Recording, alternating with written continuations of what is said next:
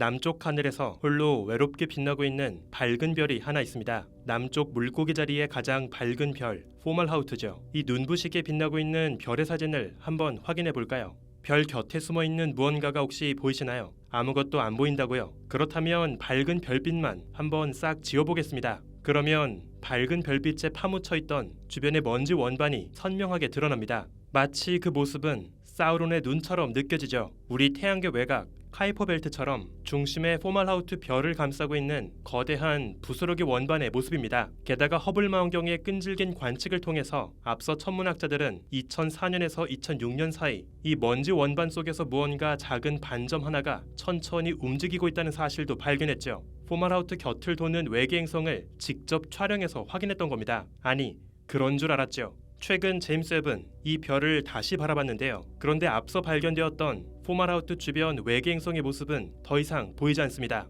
외계 행성이 또 사라진 것이죠. 게다가 이전 관측에선 보이지 않았던 새로운 반점이 또 등장했는데요. 과연 포멀하우트 주변에 숨어있던 외계 행성은 어디로 사라진 걸까요? 우주먼지 현자타임즈, 포멀하우트 별 주변에서 벌어지고 있는 놀라운 비밀을 소개합니다. 포멀하우트 주변에 숨어있는 외계 행성의 존재는 2008년 논문을 통해 처음 소개되었습니다. 당시 천문학자들은 외계 행성 포멀하우트 B가 목성의 두세 배 조금 안 되는 질량을 갖고 있는 가스행성이라고 추정했죠. 행성의 공전 주기는 무려 1700년. 정말 거대한 궤도를 천천히 돌고 있는 행성이었습니다. 이후 2015년 국제천문연맹은 공모를 통해서 이 남쪽 물고기 자리에서 발견된 외계 행성에게 다곤이란 이름을 지어주었는데요. 이 이름은 메소포타미아 신화 속 이너신의 이름이기도 하죠. 당시까지만 해도 이 외계 행성은 가시광 관측으로 직접 촬영에 성공한 아주 역사적인 외계 행성이었습니다. 그런데 시간이 흐르면서 조금씩 천문학자들은 이 외계 행성의 존재를 의심하기 시작했는데요. 2004년에서 2012년까지 더 긴 시간 동안 추가 관측을 해보니 놀랍게도 이 행성은 단순하게 둥근 원궤도를 따라 돌고 있지 않았습니다. 별 주변 부스러기 원반을 안팎으로 통과하는 아주 심하게 찌그러진 타원 궤도를 그리고 있었죠. 그래서 일부 천문학자들은 이 천체가 안정적인 궤도를 유지하지 못하는 곧 파괴될 먼지 구름일 수 있다고 추정했습니다. 하지만 또 연이은 추가 관측을 해보니 계속 그 존재가 확인되었고 한때는 죽지 않고 계속 살아있는 좀비 행성이란 별명을 얻기도 했죠. 그러나 결국 2020년 이곳은 외계 행성이 아니었다는 사실이 확인되었습니다. 이 반점의 크기는 점점 펑퍼짐해지고 더 흐릿하게 변하고 있었죠. 이것은 하나로 반죽된 행성이 아니라 계속해서 흩어지고 있는 먼지 구름 덩어리에 불과하다는 것을 의미했습니다. 기껏해야 200~300km 크기 정도 작은 소행성 두 개가 충돌하며 생긴 파편 구름이었던 것이죠. 결국 나사는 한동안 외계 행성 리스트에 이름을 올리고 있던 포멀하우트 B의 이름을 공식적으로 삭제했습니다. 그렇게 다시 포멀하우트는 외계 행성조차 없는 외로운 별이 되었죠. 그리고 제임스 웹은 이 논란의 포멀하우트를 다시 관측했습니다. 그리고 앞선 관측에선 보지 못했던 놀라운 차이를 또 다시 포착했죠. 우선 기존의 관측에선 포멀하우트 주변 부스러기 원반이 하나만 관측되었습니다. 그런데 제임스 웹은 더 선명하게 안팎에 숨어있던 부스러기 원반의 존재를 추가로 발견했죠. 가장 안쪽 중심 별에서 0.1AU 거리에 떨어진 안쪽 고리, 별에서 1AU 정도 거리를 두고 있는 중간 고리, 그리고 가장 바깥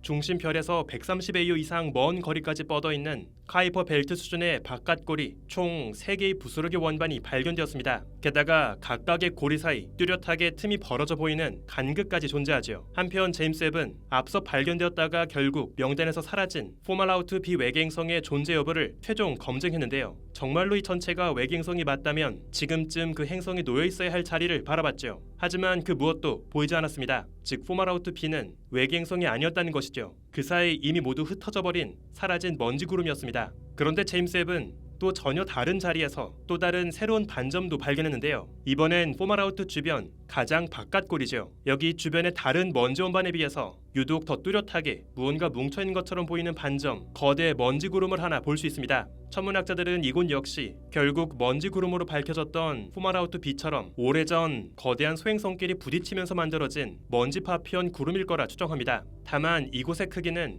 앞선 포멀하우트 B 때보단 10배 정도 더 큰데요. 훨씬 더 거대한 행성끼리 부딪힌 거라 생각되죠. 지금도 포멀하우트 별 주변 부스러기 원반 속에선 쉬지 않고 크고 작은 소행성들끼리 충돌이 한창 벌어지고 있다는 것을 보여줍니다. 그렇다면 포멀하우트 주변엔 그 어떤 외계 행성도 결국 존재하고 있지 않는 걸까요? 모든 외계 행성과 소행성들이 이미 다 서로 부딪히고 깨지면서 사라진 상태일까요? 놀랍게도 이번 제임스 웹 관측은 아직도 발견되지 않은 또 다른 외계 행성의 존재 가능성을 보여줍니다. 우선 사진 속 중간 고리를 잘 보면 유독 위쪽 부분이 더 옅고 흐릿하게 보이는데요. 바로 여기 고리가 끊어진 것처럼 보이는 자리에서 또 다른 거대한 외계 행성이 반죽되었기 때문일 수 있습니다. 주변에 있는 먼지 입자를 끌어모으면서 행성이 만들어지고 그 주변 부스러기 원반은 깔끔하게 청소될 수 있죠. 또 가장 안쪽부터 바깥쪽 고리 사이사이 벌어진 뚜렷한 간극도 그 사이에서 궤도를 도는 외계 행성의 존재를 암시합니다. 우리 태양 주변에서도 목성의 강한 중력 덕분에 화성과 목성 사이 소행성들이 안정적으로 거대한 소행성 벨트를 유지하며 모여있는데요. 다만 포마라우트의 경우 그 부스러기 벨트의 규모가 정말 어마어마합니다. 태양계 소행성 벨트는 그 폭이 기껏해야 1AU 규모죠. 그런데 포마라우트 주변 부스러기 벨트는 무려 70에서 80AU 수준입니다.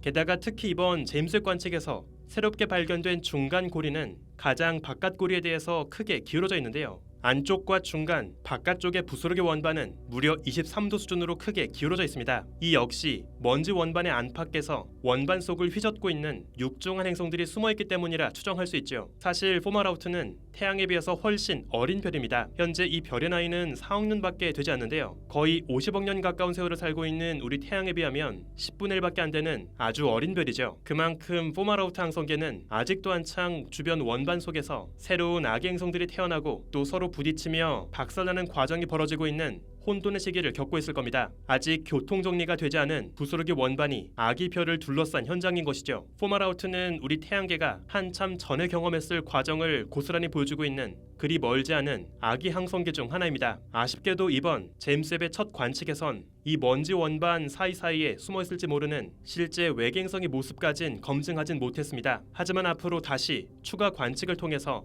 이번 관측으로 존재가 의심되고 있는 또 다른 외계 행성의 존재를 최종 검증할 계획이죠. 한때 천문학자들은 남쪽 물고기 자리 포마라우트 곁에서 다곤이란 이름의 대어를 낚았다고 생각했습니다. 하지만 다곤은 정말 구름처럼 사라졌고 천문학자들의 어망은 다시 텅 비게 되었죠. 그런데 10여 년 만에 다시 이번 제임스 웹 관측을 통해서 어쩌면 아직도 발견되지 않고 이곳에 숨어있을지 모르는 또 다른 대어의 입지를 느낄 수 있게 되었습니다. 과연 이후에 추가 관측을 통해 새로운 외계 행성을 잡아낼 수 있을까요? 어쩌면 포마라우트는 아직은 그 곁에서 잘 반죽된 외계 행성을 기대하기엔 한참 어린 이제 막 태어난 아기 별일지도 모르겠습니다. 우주먼지 엔터타임즈 오늘은 여기서 마칩니다. 구독과 좋아요도 부탁드릴게요. 우주먼지 여러분 감사합니다. 안녕.